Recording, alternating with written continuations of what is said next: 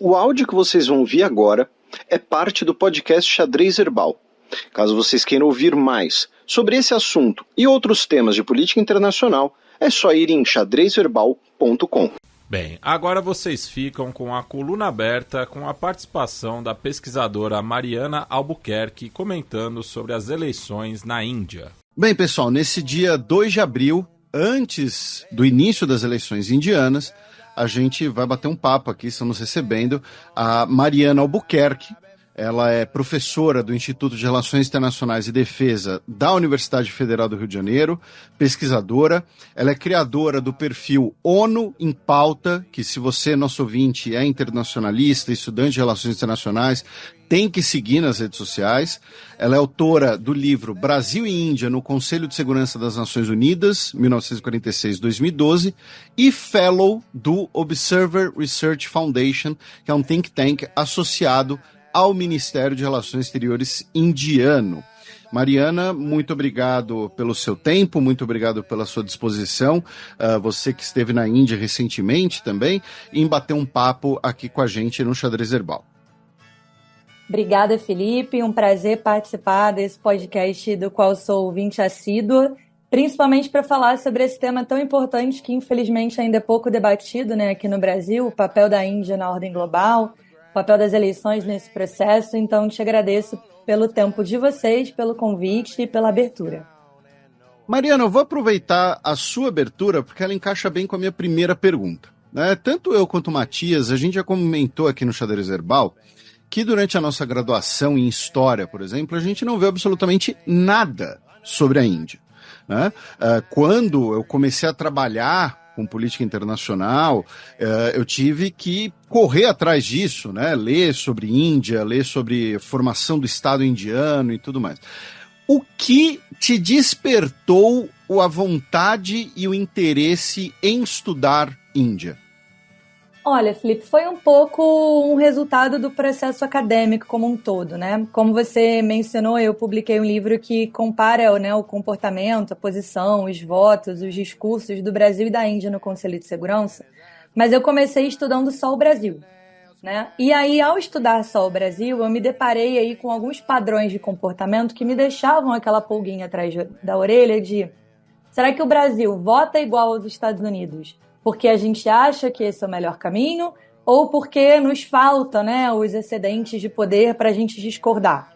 E aí eu fui atrás de um contrafactual, de um país que tivesse, né, o excedente de poder, mas que estivesse no Conselho numa mesma posição que o Brasil, que é o caso da Índia, e que já estivesse participado do Conselho uma quantidade significativa de vezes, para eu ter uma amostra aí de casos semelhantes.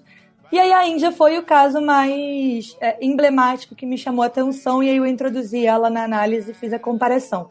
Então a Índia ela não foi meu ponto de partida, mas ela foi o meu ponto de chegada, porque estudar a Índia, exatamente por esse desconhecimento que você mencionou, me abriu tantas janelas e tantas portas de temas que estavam subexplorados, né, na minha análise enquanto uma pessoa formada em relações internacionais aqui no Brasil, que eu acabei focando os meus estudos nisso depois. Então, nos últimos anos, eu tenho me dedicado, assim, principalmente a estudar a Índia, um pouco para suprir, né, uma lacuna na academia brasileira, mas um pouco também para tentar despertar nessas novas gerações um interesse que não foi despertado em mim, não por falta de vontade, mas por falta de acesso, né? E a Índia também busca muitos parceiros externos, e aí também esse contato que eu tive com as instituições indianas fez com que eu pudesse ter acesso a tomadores de decisão lá para minha pesquisa. Então o caminho foi mais ou menos esse, assim. Eu não comecei pela Índia, mas eu definitivamente terminei na Índia. Você falou em despertar interesse, né, em novas gerações. Uma vez eu ouvi de um inglês que o Brasil foi o primeiro país que ele visitou em que ele não viu pessoas de origem indiana, né? Como explicar para as pessoas, para o público brasileiro, né, como, digamos assim, justificar, né, a importância da Índia, a importância de entender a Índia, considerando os vários empecilhos, né, como você mencionou, esse distanciamento, nós temos a falta de uma comunidade indiana no Brasil, né, para muita gente Índia é a novela, né, Caminho das Índias, aquela visão bem estereotipada, né, quase fantasiosa e tal. Então, como você costuma, no seu trabalho inclusive como divulgadora de conhecimento, né, no ONU em Pauta, né, justificar a importância de se compreender mais a Índia e de se aproximar mais com a Índia? Felipe, eu sempre gosto de fazer uma comparação com o processo que foi pra gente aqui no Brasil de encarar o crescimento da China, né? Eu tenho muita impressão de que a gente perdeu o bonde da China, de que a gente só começou a estudar a China fundo e formar, né, uma comunidade de sinólogos aqui no Brasil, quando a China já era grande o suficiente para a gente não poder mais fingir que ela não estava ali. E eu acho que é mais ou menos isso que está acontecendo em relação à Índia também, tá? E aí, assim, o que eu sempre gosto de trazer de exemplo para as pessoas, para que a gente possa tentar encurtar um pouco essa distância que você bem mencionou, que tem fatores culturais, fatores históricos, fatores até geográficos, porque ir para a Índia não é tão fácil quanto ir para outros lugares do mundo, né? Vindo daqui do Brasil, eu sei bem, porque eu fui bastante nos últimos anos. Mas eu acho que tem, assim, alguns dados e alguns indicadores que são inescapáveis e que mostram como, se a gente não olhar para a Índia com atenção agora, quando a gente começar a olhar com a atenção devida, vai ser tarde demais, tá? Então, assim, só para dar alguns exemplos para vocês, né? Em 2023, ano passado, portanto, a Índia cresceu a mais ou menos 8,5% ao ano, o que é um índice de crescimento que não foi alcançado por nenhuma das outras potências emergentes de grande porte, né? Como é o caso da Índia, um crescimento bem acima do crescimento brasileiro, por exemplo. 16% do crescimento da economia mundial ano passado foi puxado pela Índia. E os indicadores, inclusive aí das instituições de Bretton Woods, né, mostram que a Índia vai ser a terceira maior economia do mundo, num período aí que varia para 2030 em algumas estimativas, a 2040 em outras estimativas. Então é um país que, se a gente não se atentar, né, para a importância dele, vai ser tarde demais. Fora o potencial demográfico, né? A Índia, ano passado, ultrapassou a China oficialmente, né, nas estatísticas do governo indiano, como a maior população do mundo. A gente está falando aí de uma população de aproximadamente 1,5 bilhão de pessoas.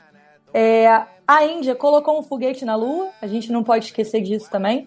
Então, assim, é um país que tem demonstrado um interesse muito grande em ser grande, tá? E eu acho que esse é um ponto que a gente vai explorar um pouco depois da nossa conversa, essa narrativa de vocação e de destino a ser grande potência de uma forma muito intrínseca. Então, eu entendo todos os obstáculos, não é fácil a gente estudar a Índia aqui no Brasil. A gente parte, né, de um desconhecimento em primeiro lugar, a gente parte depois de um estranhamento, porque a base da sociedade indiana é uma base de formação de Estado nacional mesmo, muito diferente da que a gente teve aqui no Brasil e da qual a gente foi ensinado aqui como regra, né? Então, acho que o caminho para a gente encurtar distâncias ainda é o caminho dos dados. Então, eu espero que os dados que eu tenho apresentado aqui convençam os ouvintes do Xadrez Verbal de por que é importante olhar para a Índia com um pouquinho mais de atenção. E esses dados que você citou, né, a gente estava, nessas primeiras perguntas, a gente manteve o foco, né, nessa questão de apresentar isso para o público brasileiro, né? Perguntando, na verdade, antes da gente mudar o foco, né, qual é a recepção que você tem, e você é uma pessoa que você tem, né? Você tem uma carreira acadêmica muito sólida, você é presente em diversas instituições, né? Você dá aula, né, para a Escola de Comando do Estado-Maior do Exército, você participa de fóruns, de think tanks. Qual é a recepção de pessoas que estão em posições de tomada de decisão, seja do Estado, seja do empresariado, né, ao ouvirem sobre Índia, ao ouvirem você falando sobre Índia, suas explicações sobre a questão indiana? Existe uma recepção muito grande nesses setores, né? Agora saindo então do nosso ouvinte que é estudante de relações internacionais, que normalmente é mais jovem, né, pensando em uma camada já mais velha, como disse, em situação de tomada de decisão. Como é a recepção da Índia nessa demografia? Felipe, essa é uma pergunta bem interessante, porque o cenário mudou muito de 10 anos atrás, quando eu comecei a estudar a Índia, para o que eu vejo agora.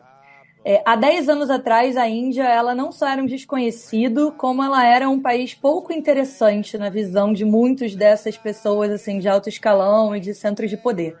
O que eles conheciam sobre a Índia estava muito associado à participação da Índia no BRICS, e não a Índia, né, enquanto um Estado, enquanto um parceiro individual, né, do Brasil, ou enquanto um futuro player no mundo, mas partia apenas de uma visão da Índia como um país importante do sul global, uma grande democracia, assim como o Brasil.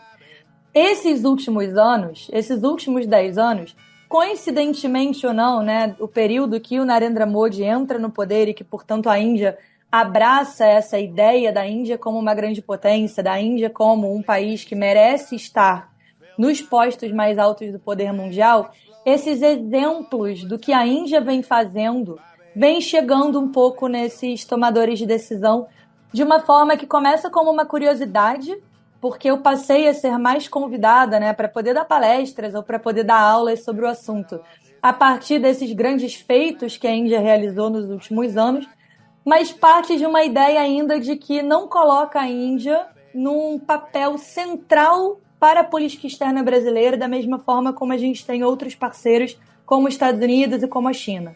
Então, tem um interesse maior em entender sobre o país, mas ainda não uma visão de que a Índia é definidora para estratégias de inserção internacional do Brasil, tá? Então, acho que esse é um ponto interessante de destacar aqui, pegando da sua pergunta. Há, sim, uma visão cada vez maior de que a Índia importa, mas a conexão entre a Índia importar para o mundo e a Índia importar para o Brasil ainda não é uma conexão feita automaticamente por essas pessoas aí de uma geração acima, de uma centralidade de poder maior.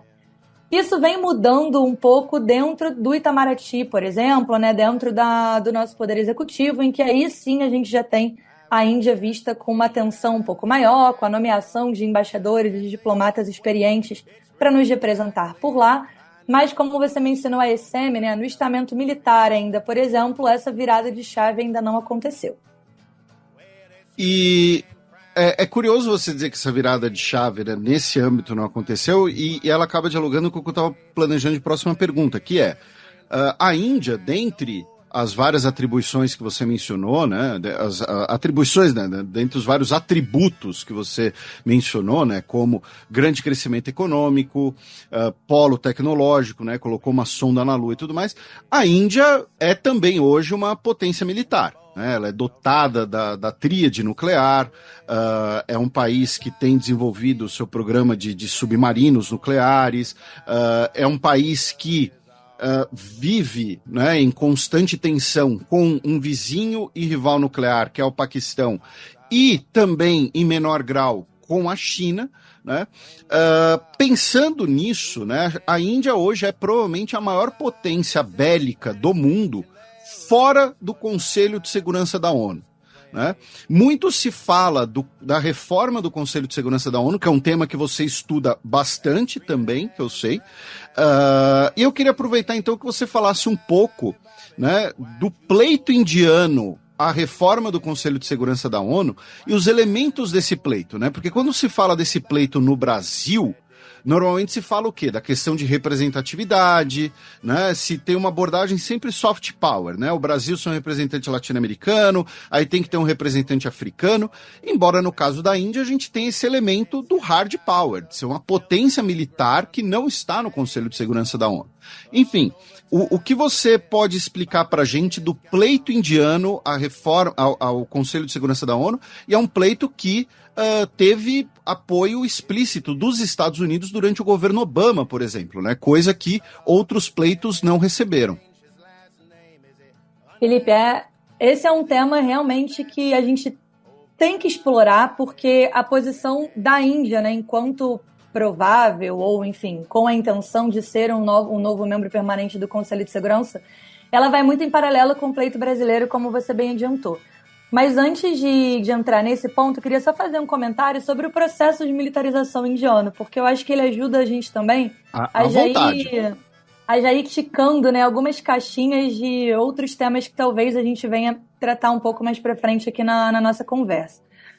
Quando a Índia se torna, né, independente em 1947, a gente vai passar pelo processo da partição, né? A Grande Índia é dividida entre Índia, Paquistão do Leste, Paquistão do Oeste, depois, com a independência, vira Bangladesh. Então, a gente tem aí uma divisão, uma partição territorial que já particulariza a Índia em relação ao Brasil, sobre essa noção de ameaça e de inviolabilidade de território, de integração territorial, que a gente, por ter definido as nossas fronteiras aqui bem precocemente, não tem isso numa geração que esteja agora, né, trabalhando nas instituições de tomada de decisão de uma forma como eles têm lá. Se a gente olha, né, no histórico, o Brasil se tornou um país independente em 1822, a Índia se torna um país independente em 1947. Então a gente tem uma geração no poder agora que passou por um processo de colonização, né? Então, dito isso, por quê? Para a Índia, essa noção da região enquanto uma ameaça, né, do papel instabilizador da região na segurança nacional, é algo que acontece de uma forma e de uma profundidade com a qual nós aqui no Brasil não estamos acostumados a olhar e a lidar, tá? E o que aconteceu é que por conta dessa instabilidade, por conta desses outros atores que você já adiantou, né, o Paquistão, a China, na época a União Soviética, ali em cima também, o que se estabeleceu ali naquela região do sul da Ásia foi um sistema de alianças cruzadas, né? A gente teve, por um lado, a União Soviética apoiando o processo de militarização da Índia. Então, a União Soviética foi, durante toda a Guerra Fria, o principal exportador de armas para a Índia, tá? E a China fazendo algo semelhante com o Paquistão para poder tentar conter, já que, vale lembrar, a China e a Índia entraram em guerra em 1962, tá? Então, financiar o projeto militar do Paquistão foi uma forma que a China encontrou também de manter a Índia ali sob controle e evitar a preponderância de um dos dois no contexto sul-indiano. E aí, cortando um pouquinho a história já para os anos 90, quando a Índia vai passar pelo processo de liberalização, que todos os países do terceiro mundo então passaram, né? O Brasil passou, a América Latina passou e tal, processo de pegar empréstimos com a FMI, de fazer os projetos com o Banco Mundial, vem aquelas condicionalidades que a gente sabe muito bem, de liberalizar a economia, etc. Só que a Índia fez a sua liberalização voltada para o setor privado doméstico, nesse sentido um pouco diferente do que o Brasil fez. Então, a diminuição do papel do Estado na Índia, ela não significou uma abertura 100% ao capital externo, e sim um privilégio ao capital privado indiano, ao capital nacional. Ah, Mariana, o que isso tem a ver com o projeto de militarização? Porque a Índia conseguiu direcionar esse capital privado nacional para uma indústria de defesa nacional, tá?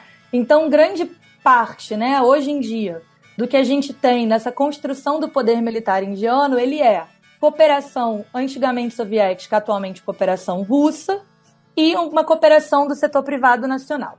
Com um adicional agora de uma participação dos Estados Unidos, que passou a ser um parceiro militar indiano também desde 2008, quando os dois países assinam o Tratado Nuclear, né, o Tratado de Cooperação em Energia Nuclear, que faz com que os Estados Unidos reconheça o status da Índia enquanto uma potência nuclearmente armada e dá, portanto, acesso, né, à Índia às instâncias de enriquecimento de urânio, como participação do NSG e por aí vai.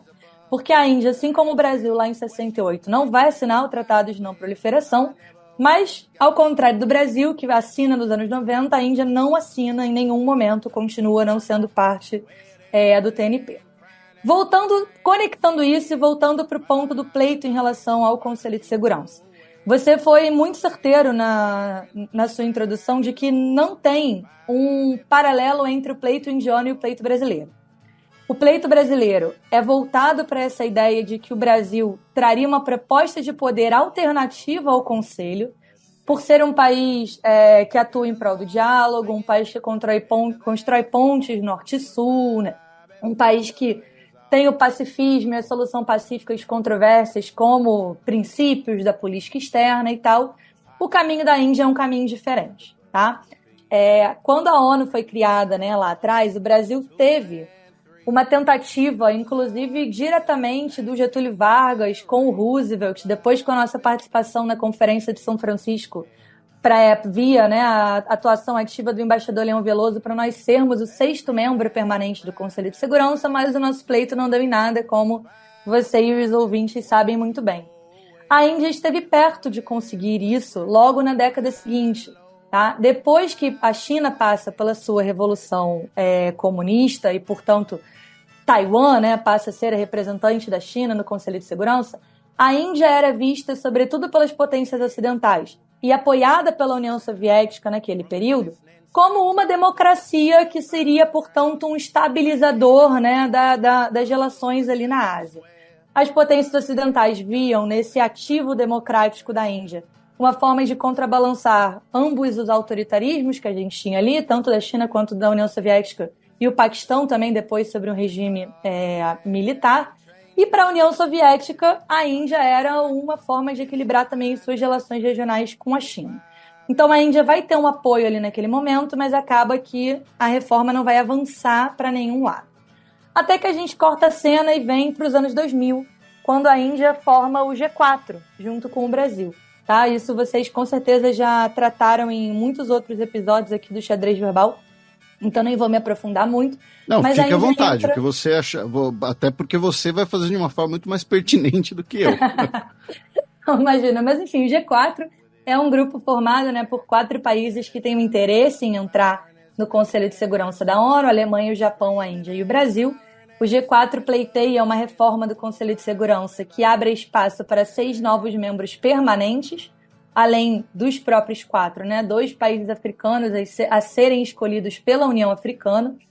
E essa é uma proposta que está colocada na mesa aí desde 2004, naquele momento em que o Brasil era muito representado pelo Celso Amorim nesses pleitos de reforma da ONU. Essa proposta, né, do G4 lá de 2004, ela vai ter ali o seu momentum, mas ela não vai também avançar muito.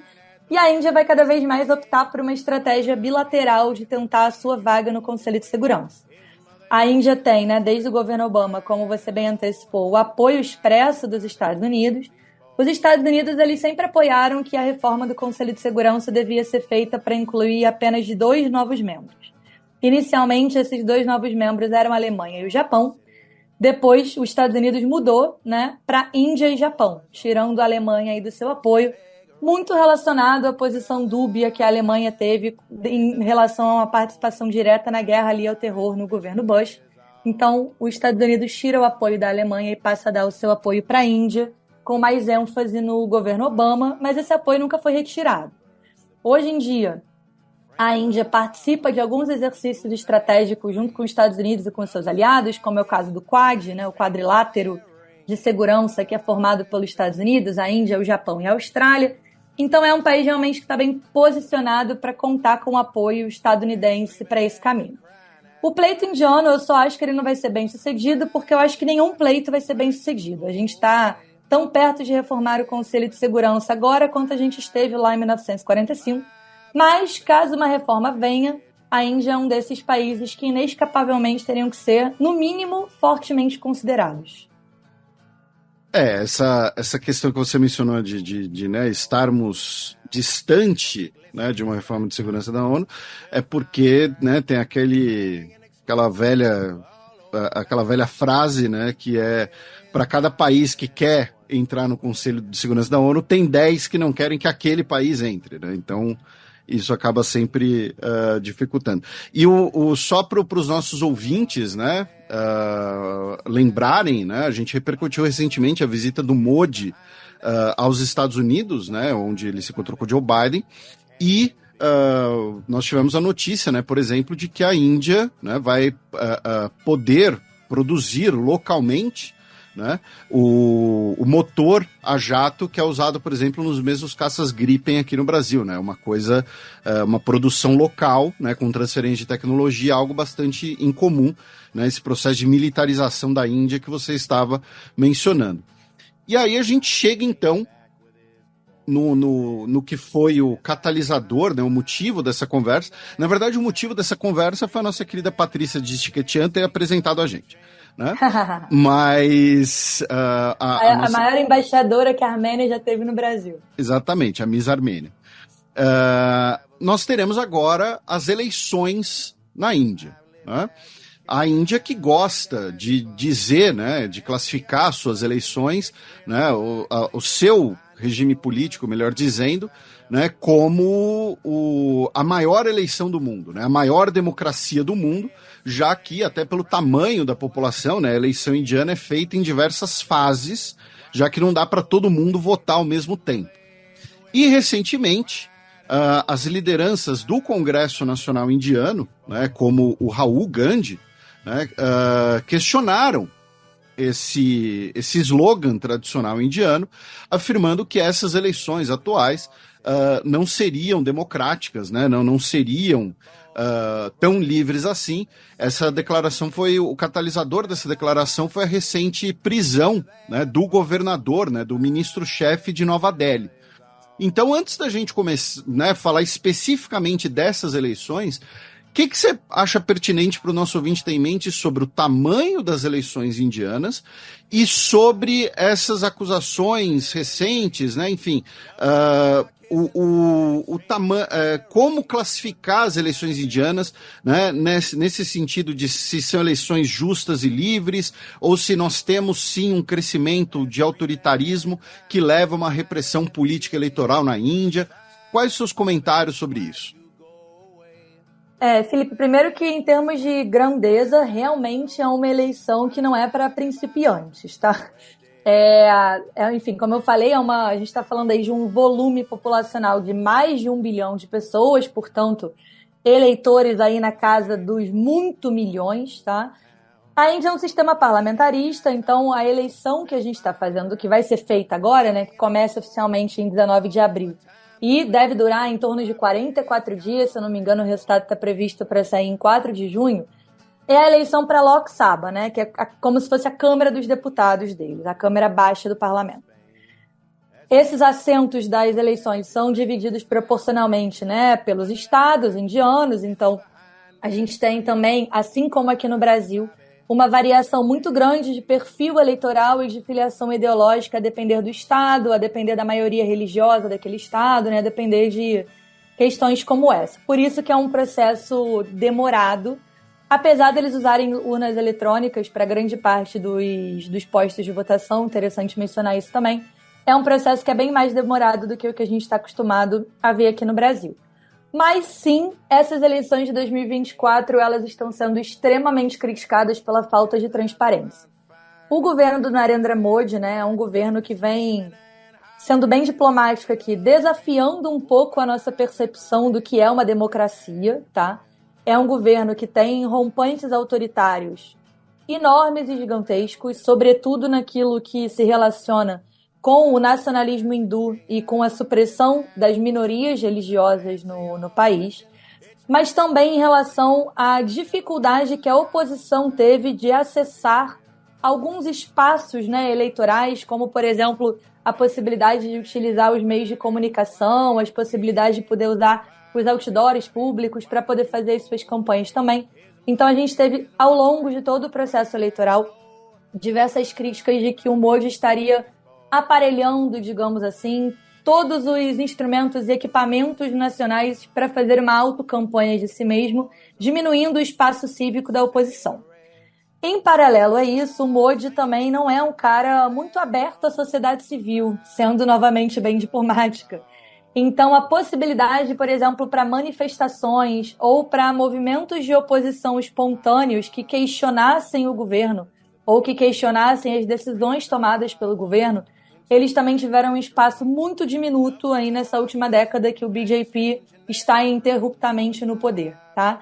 Então, o que a gente tem de desafio colocado para essas eleições Mariana, agora? explica rapidamente para os nossos ouvintes o que é o BJP, por favor. E aí você segue o seu comentário, porque você mencionou ele, e aí às vezes alguém pode ficar meio perdido, né? O que é o BJP? Por favor. O BJP é o Partido Nacionalista Hindu, né, o Bharatiya Janata Party, daí vem a sigla. Ele é um partido que foi criado tendo essa visão do hinduísmo, né, enquanto a base da sociedade indiana. E aí eu sempre gosto de mencionar isso, né, que o hinduísmo ele não deve se confundir com o nacionalismo hindu. O nacionalismo hindu é a forma política que o BJP deu para o hinduísmo, mas o hinduísmo aqui entendido enquanto um arcabouço religioso cultural da comunidade indiana. Mas o BJP bebe nessa fonte do hinduísmo e implementa um projeto de poder nacionalista hindu, tá? O BJP já esteve no poder antes, mas ele está ininterruptamente no poder há 10 anos com o Narendra Modi, tá? O que acontece, né, dentro dessa lógica de entrada do BJP no poder? Por ser um partido que tem essa visão do nacionalismo hindu muito forte na sua própria propaganda partidária e nos seus programas de governo, durante o governo BJP, a gente tem os recordes de registros, né, de movimentos, de massacres contra outras religiões na Índia, o que tem dificultado o relacionamento da Índia com os seus vizinhos, tá? Então, sim, só para dar alguns exemplos de histórico para a gente visualizar um pouco mais concretamente quais são esses desafios que eu estou falando. A entrada do Modi, né, na carreira política foi quando ele foi ministro-chefe do estado do Gujarat. Ministro-chefe é mais ou menos um equivalente ao nosso governador aqui no Brasil, tá? Quando ele era ministro-chefe do Gujarat, o Gujarat é um estado que foi historicamente dominado eleitoralmente pelo BJP. Durante o período que o Modi teve ali no poder, a gente teve um massacre de muçulmanos em via pública. Na verdade, foi uma confrontação no qual mais de 50 muçulmanos foram mortos. E depois que essa manifestação, que esse massacre aconteceu por lá, os culpados nunca foram identificados e nunca foram punidos, e há, inclusive, diversas denúncias de que o Modi facilitou, né, tirou as polícias da rua, um pouco mais ou menos tipo o que aconteceu no nosso 8 de janeiro aqui, né? Deixa passar, finge que não tá vendo e tal. E essas pessoas nunca foram punidas, os responsáveis nunca foram punidos por esse massacre que aconteceu. E até hoje isso é uma marca, assim, na carreira política do Modi, de que ele fez vista grossa para um massacre de muçulmanos. E aí, desde que ele assumiu o poder, né, como primeiro-ministro, a gente tem, portanto, diversos exemplos de ataque a mesquitas na Índia como um todo que nunca foram solucionados. Uma supressão do movimento Sikh também, né, que é uma outra minoria religiosa que a gente tem na Índia. Só para vocês terem uma noção assim, de grandeza, né, da população indiana, a gente tem atualmente aproximadamente 80% que se autodeclara como hindu. E esses outros 20% eles são divididos em mais ou menos 15% de muçulmanos. Só que 15% de 1,5 milhão é muita gente, tá? E esses outros 5% se dividem em outras religiões um pouco menores, como os Sikhs, os Jainistas e até os cristãos, que vale lembrar, né, o sul da Índia foi colonizado por Portugal. Então nós temos ainda assim uma minoria que professa a fé católica, sobretudo no sul da Índia, tá? Como curiosidade, a gente mencionou isso num programa recentemente. Você disse, né, que é uma minoria cristã, né? E se você pegar a porcentagem da população, acho que é coisa de 0,05%, 0,5%, um negócio assim. Mas tem mais católico na Índia do que em Portugal, devido ao tamanho da população indiana. E é uma região muito interessante, porque você passeia ali, né, no sul da Índia, em Goa, por exemplo, e você tem a Praça Pedro Álvares Cabral, né, as ruas ainda com o nome dos invasores portugueses, parece Ouro Preto, parece que você está assim, no interior de Minas Gerais e você está na Índia. Então, realmente é interessante, a sobremesa tradicional deles é bolinho de chuva. Então, curiosidades aí da colonização portuguesa por lá.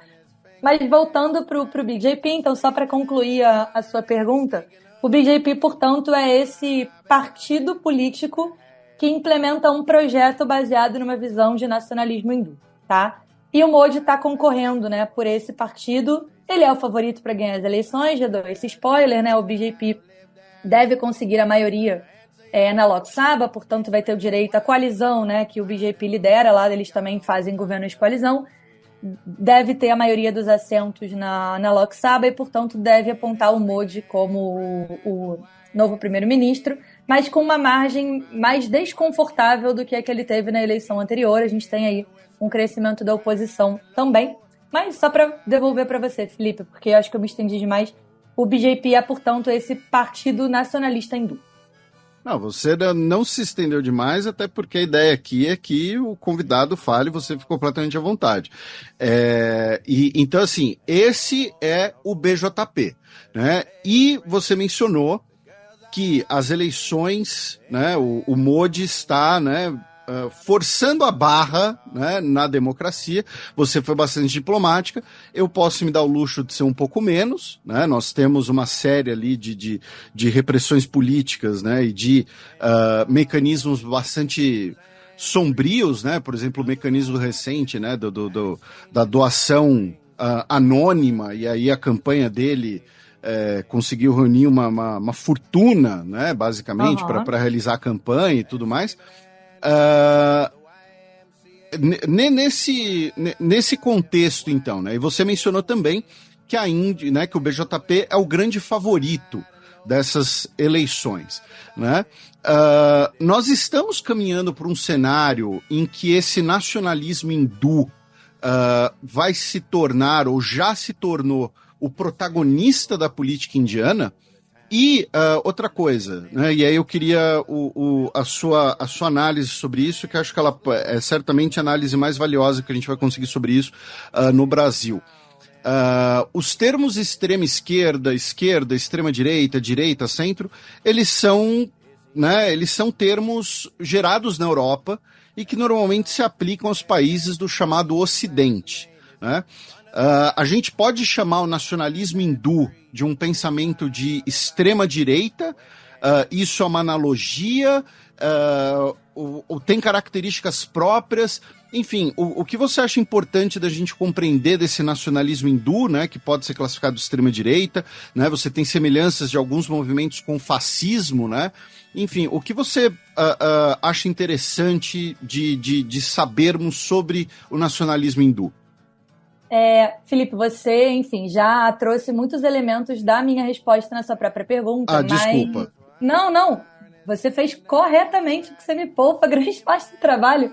Porque realmente, assim, a Índia desafia essas visões que a gente constrói aqui sobre o que é direita, sobre o que é esquerda, sobre como olhar, né, para os nacionalismos de uma forma diferente.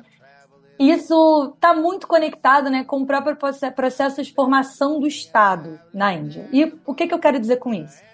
A Constituição indiana, se a gente pega, né, a Índia segue com a mesma Constituição desde a independência, apesar de já ter feito, né, algumas mudanças. O preâmbulo da Constituição indiana fala sobre um Estado socialista, tá? Por quê? Naquele momento, a Índia, quando se torna um país independente, é um país que é aliado da União Soviética, é um país que vai adotar um modelo de economia planificada, então a gente vai ter na Índia plano quinquenal, que nem a gente tem, né, em muitos regimes comunistas. O Modi agora, né, dentro desse movimento do BJP, sobretudo do movimento Indutiva, que é um movimento que busca criar o Estado, né, indiano, ter um Estado baseado numa como é que a pronúncia religiosa. é indutiva? Indutiva. Tá, isso. Então, para variar, é mais um termo que eu pronunciei errado a vida inteira aqui no programa. Por favor, continue. Não, o movimento Indutiva tem o interesse de criar o Hindu-Rashtra, que seria um Estado hindu. Tá? A ideia de que um outro termo que tem no preâmbulo da Constituição indiana é o termo laico. E o movimento Indutiva tem o interesse de tirar o termo laico do preâmbulo da Constituição também. Tá? A pronúncia pode variar, Felipe. Eu estou falando como a gente fala portuguesado, tá? Mas a gente pode encontrar isso falado de outras formas, sobretudo no sotaque indiano, que é um sotaque particular e que eu adoro. Tá? Mas pensando no Indutiva, num ponto de vista aqui do Brasil, o que é esse movimento indutivo? É um movimento de formação do Hindu-Rashtra, né? Do Estado hindu e não só de um Estado indiano.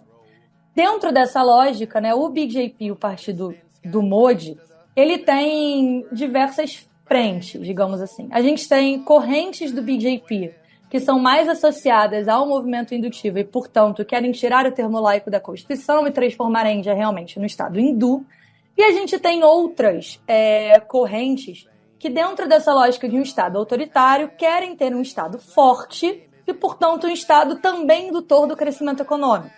Então, não é aquela lógica de um Estado liberal ou de um Estado mínimo, é sempre essa figura de um Estado forte, né? Da Índia tendo um Estado forte, que ou vai controlar isso via religião, na visão do Hindu-Rashtra, ou vai controlar isso via indução da economia, que é essa visão um pouco mais heterodoxa assim, da participação do Estado na economia.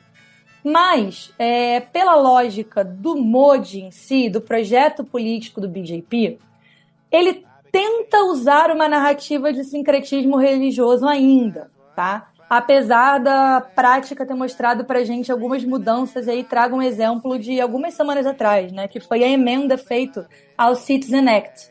O Citizen Act é a regra que diz quem é que pode adquirir cidadania indiana depois de um tempo morando no país. E eles retiraram os muçulmanos do rol de religiões que são aceitas, tá? Então, traduzindo em miúdos, né? Depois de um tempo morando na Índia, mesmo que de forma ilegal, existe um processo simplificado para que cristãos, sikhs, católicos, etc., possam adquirir cidadania indiana. E os muçulmanos não entram nesse processo simplificado, tá? E a ilegalidade dos muçulmanos na Índia pesa contra a possibilidade deles de se legalizarem. Então, dando assim alguns exemplos para mostrar para vocês qual que é o projeto de poder do Modi, tá? É um projeto de poder que tem o nacionalismo hindu e a supremacia hindu muito forte, por isso que esses tons fascistas que você mencionou, eles estão sim presentes, tá? Mas, pelo menos eu ainda não vi no discurso do Modi esse argumento do Hindu-Rashtra que aparece em correntes mais radicais do BJP. Talvez não porque ele não pense isso, mas talvez porque a realidade da política faz com que um mínimo de moderação precise estar presente para que aquilo seja colocado em prática. Mas a Índia caiu em todos os rankings de democracia, caiu em todos os rankings de transparência, caiu em todos os rankings de acesso à informação. Então, realmente, assim, é um governo de contornos autoritários, mas que tem alguns elementos ainda que seriam associados a um modelo de esquerda na economia, tá? De economia planificada, de controle do Estado. A Índia ainda é um país extremamente protecionista, se a gente compara a Índia com outros países do mundo. É um país extremamente avesso a regulações da OMC, extremamente avesso a tomadas de decisões de política macroeconômica em fóruns internacionais.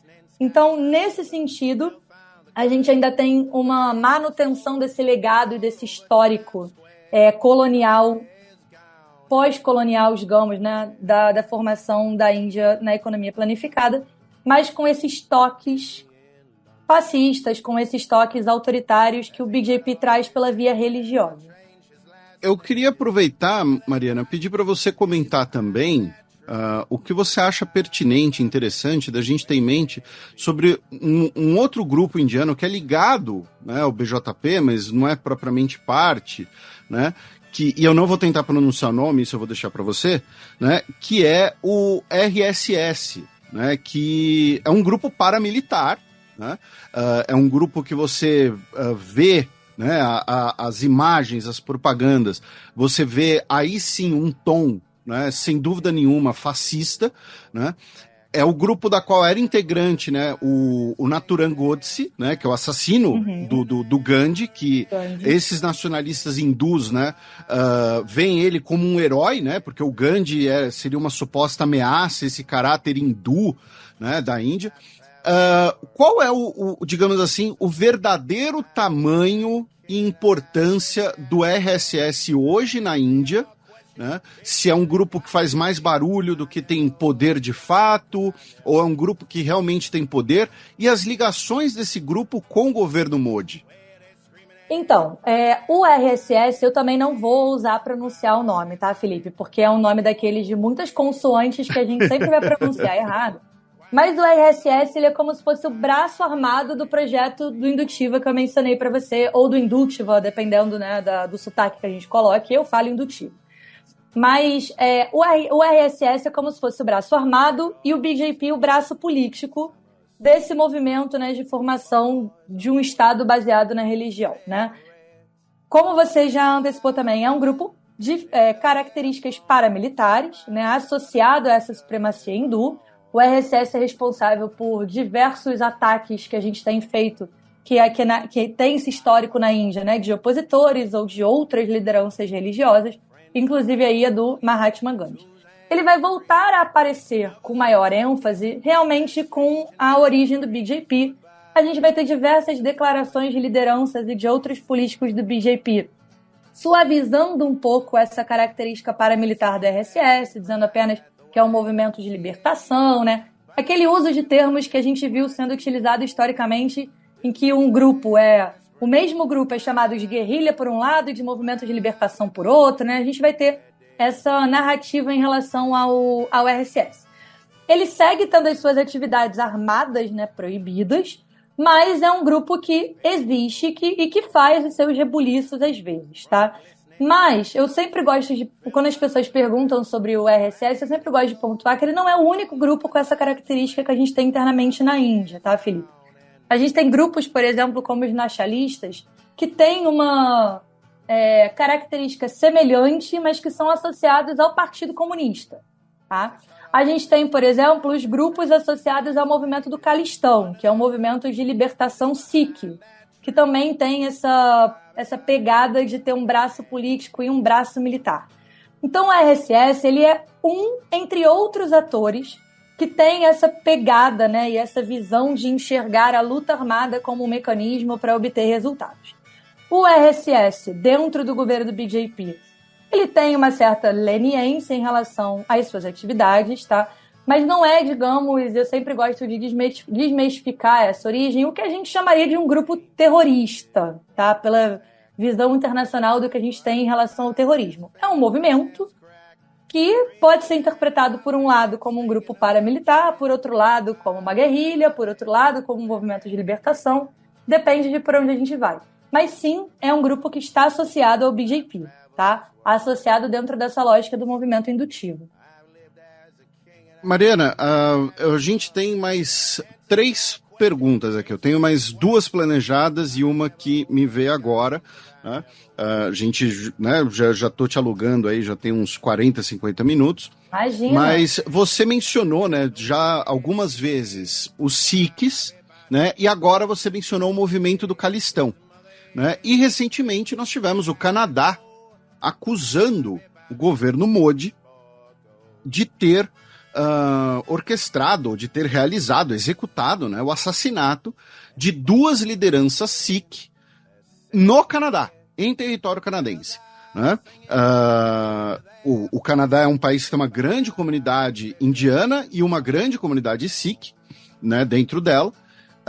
Obviamente, não vamos solucionar esses assassinatos aqui. A pergunta que eu queria te fazer a nossa conversa girou muito em torno, né, do crescimento de importância da Índia, da projeção indiana, e aí você falou, né, que esse projeto está muito ligado a esses 10 anos de Modi também, né, que abraçou essa ideia, né, você descreveu quase como, né, eu pensei, a sua descrição me lembrou o Destino Manifesto, né, nos Estados Unidos, né? Ao mesmo tempo, isso não pode começar a gerar um antagonismo ou desconfiança que as potências costumam atrair, ou seja, a Índia, além de ser um novo ator no globo, agora também pode ser vista como uma ameaça, e não apenas pelos seus vizinhos, né? Então agora você tem até o Canadá falando, olha só, a Índia está realizando operações secretas para assassinar opositores no nosso território, né? Esse fenômeno também pode ocorrer, ou já está ocorrendo? Como você vê isso? Olha, eu acho que em parte isso está ocorrendo, sobretudo por conta dessa associação entre o autoritarismo da Índia e a regressão de algo que era visto como um ativo indiano, que era a sua democracia, tá? Então, como que a gente pode interpretar isso assim daqui para frente? Essa questão do assassinato lá do Hardeep Nijar no Canadá, né, do líder do movimento do Khalistão, ele pegou muito mal diplomaticamente, lógico, porque o Canadá, né, disse que a Índia tinha sido envolvida, tinha sido a mandante desse assassinato, e o Modi, por sua vez, não gostou nem um pouco de ter sido diplomaticamente questionado, né, por um outro país. Isso está muito associado com o que o Modi enxerga como o papel da Índia no mundo, e aí eu vou chegar no cerne da sua pergunta. Dentro do projeto de poder do BJP, eles voltam muito nos escritos sagrados do hinduísmo para justificar esse destino manifesto da Índia, né? Essa ideia de que a Índia está destinada a ser grande. Eles voltam lá no Mahabharata, eles voltam lá no Kautilya, eles voltam nos textos sagrados indianos para dizer que a Índia sempre esteve destinada a ser um dos centros do poder do mundo e que a colonização usurpou isso dela. Portanto, aí a gente tem até hoje na Índia um movimento anticolonial e pós-colonial fortíssimo, porque eles enxergam, né, na invasão estrangeira um lapso temporal perdido no movimento de ascendência indiano. E agora, segundo os escritos, né, sagrados indianos, o período em que a gente está agora, que é o quarto de século entre o ano 75 da independência e o centenário da independência, que vai acontecer em 2047, esse último quarto de século é o período chamado Amrit Kaal, é o período em que a Índia precisa ser grande. É o momento em que a Índia faria a virada de chave, tá? Sair de ser um país em desenvolvimento para um país desenvolvido e, portanto, ser uma grande potência. E esse período do Amrit Kaal, ele coincide, portanto, com esse momento, né, de entrada do BJP no poder e dessa manutenção, ao que tudo indica, do poder do BJP. Por isso, Felipe, o projeto do Modi é um projeto um pouco de grandeza a qualquer custo, tá? O que a Índia está fazendo em termos de gastos públicos é surreal, em todos os aspectos que a gente possa pensar, assim, por conta dessa falta ou pouca regulação internacional por ser uma economia mais fechada, como eu te mencionei. A Índia vai ter problemas fiscais fortíssimos em breve, tá? O que a Índia fez na presidência do G20 foi algo também inimaginável, de fazer reuniões em mais de 100 cidades e paga para todo mundo ir 30 vezes no ano. Isso foi realmente uma tentativa de projetar poder e de mostrar para onde a Índia está indo de uma forma que a gente não esperava ver. E isso começa a acender alguns alertas, né? Porque um país que quer ficar grande demais, a qualquer custo, num curto espaço de tempo, ele desafiando, digamos, as regras do jogo, o playbook, né, das potências ocidentais, porque a Índia não adere a eles, porque para a Índia, esse playbook das potências ocidentais foi o que fez a Índia não ser grande ainda, tá? É algo que certamente leva a diversas desconfianças e que faz com que o governo do Modi esteja sendo analisada com uma grande lupa. O que eu acho que favorece o Modi? A comparação com os vizinhos. A Índia, ela é um governo autoritário? É um governo que faz diversos movimentos de supressão das liberdades? Mas ela ainda assim é vista e descrita como um parceiro confiável entre Paquistão, China, Bangladesh e Rússia. Então eu acho que o fato da Índia se destacar ali como sendo uma democracia que tem relações históricas com as potências, não sem problemas, mas historicamente estáveis, né, com as potências ocidentais, isso faz com que a Índia continue sendo vista como o parceiro mais confiável que se tem no meio de outros parceiros com o qual o relacionamento é historicamente um pouco mais complicado, tá?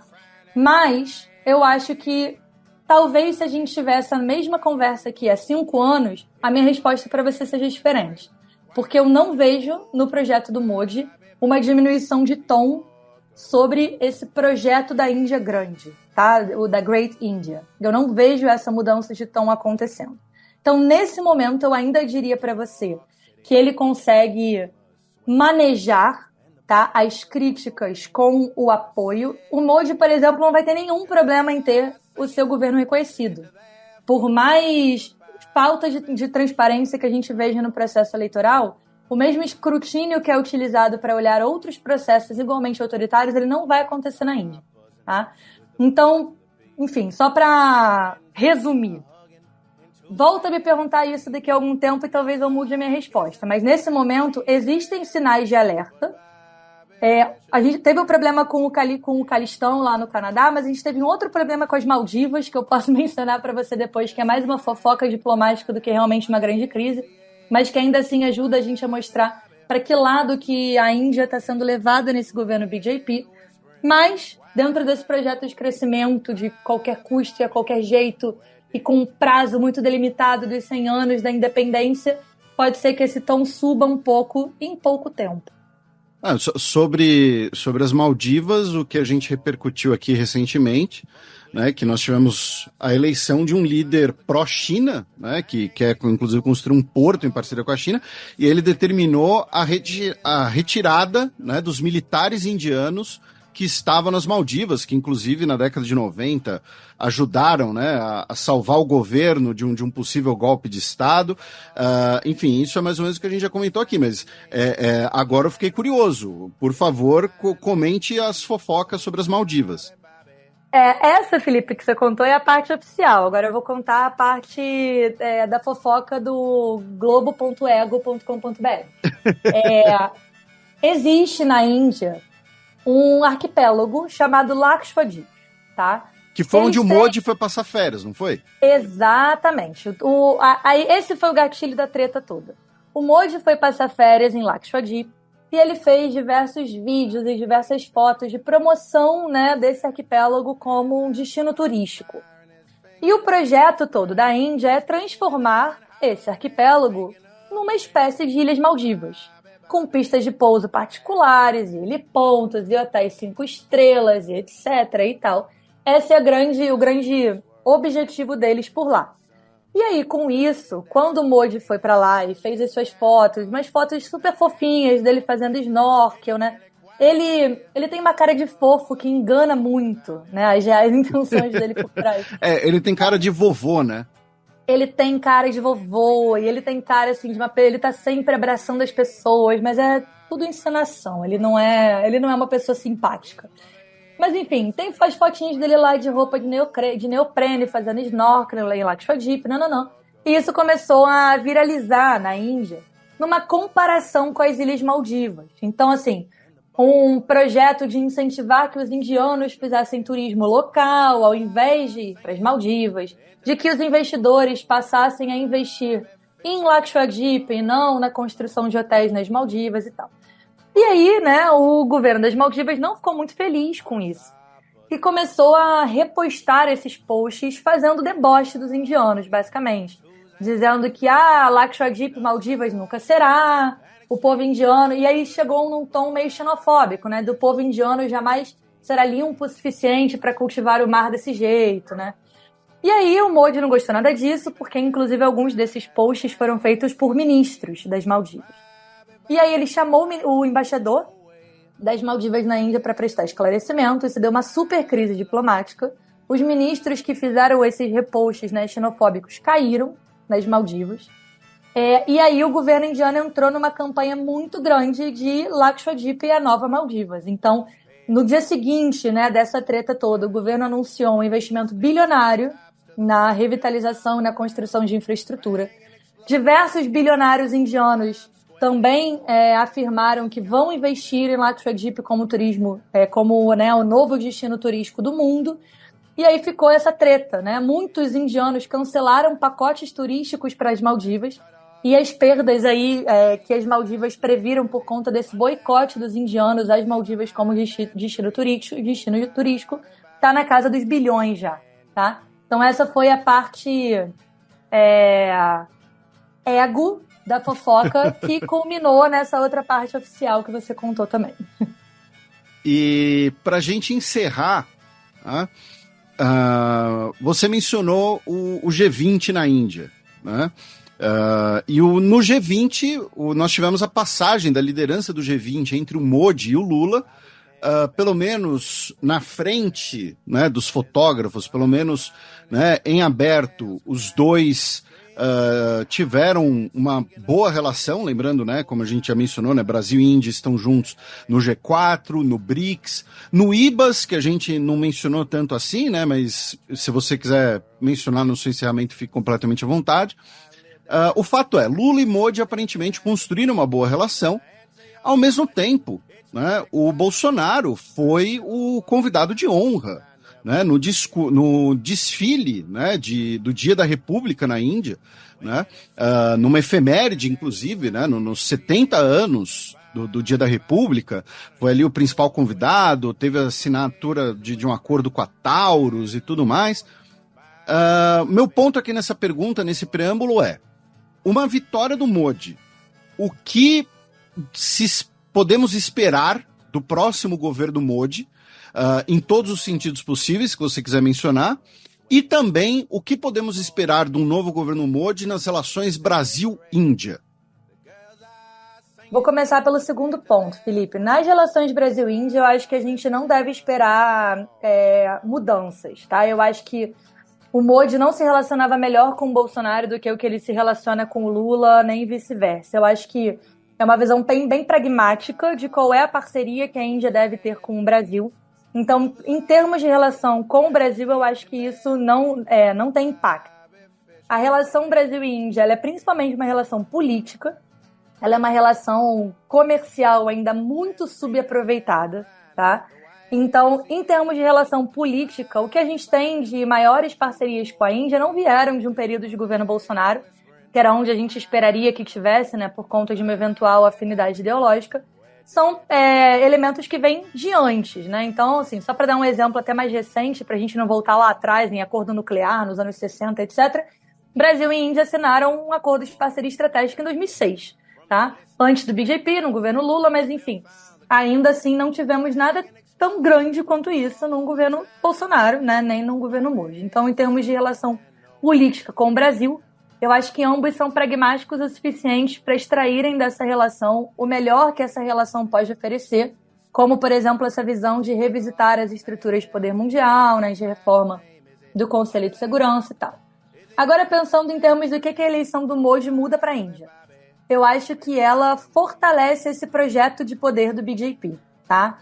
O Modi, ele deve ser reconduzido ao poder, espero, porque senão a gente vai ter que apagar esse podcast aqui e falar do zero se o Modi perder a eleição. Mas isso não indica que... nenhuma pesquisa indica que isso esteja nem perto de acontecer. Mas o Modi, ele tem uma aprovação altíssima, tá? Mais de 70% de aprovação do seu governo.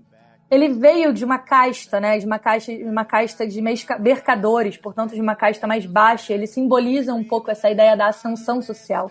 Ele tem muito apoio nas classes mais baixas.